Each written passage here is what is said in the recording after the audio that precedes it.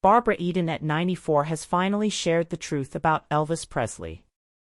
Born as Barbara Jean Moorhead on August 23, 1931 in Tucson, Arizona, her early childhood was far from easy as she grew up during the Great Depression. After her parents' divorce, she moved with her mother to San Francisco, where most of her childhood was spent. To overcome her shyness and discover her own voice, young Barbara began singing and performing with local bands as a teenager. She later studied theater at San Francisco City College and also took vocal training at the San Francisco Conservatory of Music. Her journey into show business began with beauty pageants. With her striking looks and natural charm, she quickly started gaining attention. Winning these titles opened doors to modeling jobs, commercials, and eventually Hollywood auditions. She chose the stage name Eden, a symbolic reflection of her optimism and her dream for a career full of opportunities. By the mid-1950s, Barbara was landing guest appearances in popular TV shows such as I Love Lucy, Gin Smoke, and Perry Mason. She also acted in films including Voyage to the Bottom of the Sea and Flaming Star opposite Elvis Presley.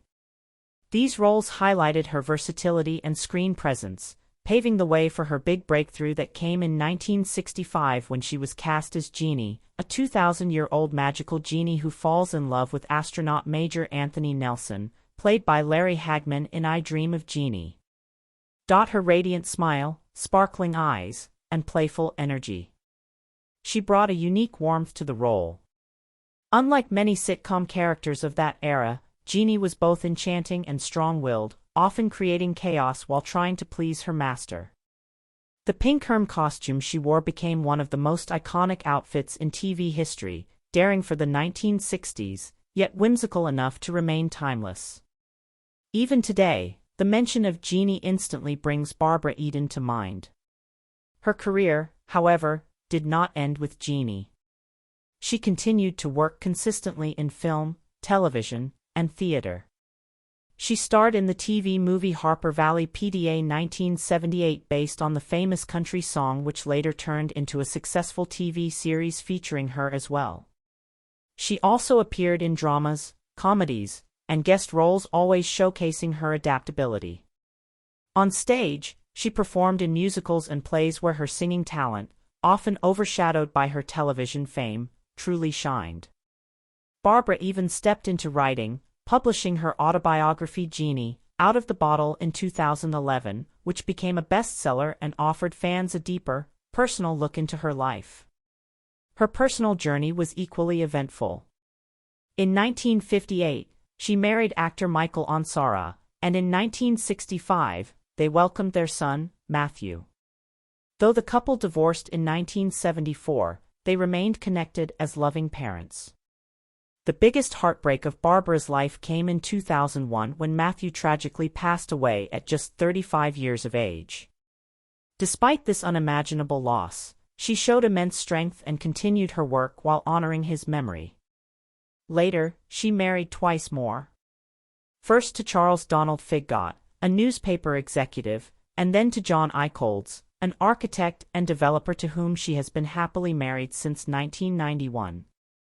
Her marriage to Eicholz has been a source of comfort and companionship, balancing out the hardships of her earlier years. In her memoir, Barbara doesn't just recount her career, but also opens up about her private world, her struggles, dreams, and triumphs across more than 5 decades in Hollywood. She recalls her early life in Arizona and California during the Depression and World War II, her family's financial struggles, and how her mother's encouragement in music and performance helped her shape a career in the arts. Barbara also pays warm tribute to her colleagues, including her unforgettable co-star Larry Hagman for My Dream of Jeannie. Though their relationship was sometimes complex, she describes it with affection and honesty.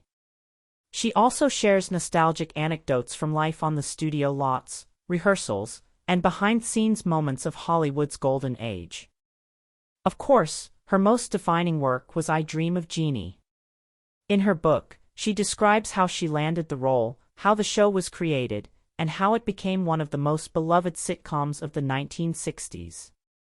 She candidly admits that while the role gave her worldwide fame, it also came with the challenge of TYP casting.